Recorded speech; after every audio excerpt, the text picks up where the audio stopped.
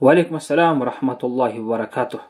Эми ушундай айтылган маанидеги же хадис башка нерсени билбейм, бирок хадисте келген атайын пайгамбар хадис. Бирок бул мааниси туура эле да. Анткени жана айтпадымбы? Адам баласында жашоосунда адамдар ошо адам менен мамиле кылууда сөз досторуна же кошуналарына кайрылат. Анан кошуналары жамандап койгон болсо, иши да кыйындашып кетиши ыктымал. Балким кээ бир жана мыйзамдагы кээ бир кылмышка байланган статьяларда дагы ошол же болбосо буга кылмыш болбосо дагы бир иш кыларда дагы кээ бир мыйзамдарда ошо кошунанын уруксаты керек.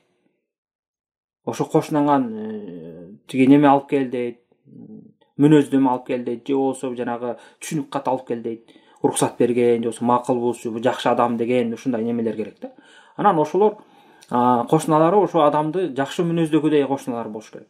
Анан албетте кошунасы баягы жаман деп койсо, адам баласы кээде жаман болуп калышы ыктымал, жакшы деп койсо, жакшы болуп калышы ыктымал. Ошондуктан бул нерседе өтө этият болуш керек. Анткени бир эле кыйынчылык учурунда жамандап койгон болсо кошуналар, ошонун аркасынан адам баласы зыян тартып калышы ыктымал. Анткени кошуна деген бирөө эмес да. Анан баары тең жамандап аткан болсо, албетте бул жакта чоң суроо турат да. Демек ошол адам өзүн оңдош керек. Анан кээ бирөөсү жаманда, кээ бирөө жакшы деген болсо, эми адам баласы ойлонуп, балким туура эмес айтып коюшу ыктымал деп коюшу ыктымал. Бирок баары тең жамандап койгон болсо, бул иш чатакан да. Адам баласы ойлонуп өзүн оңдош керек.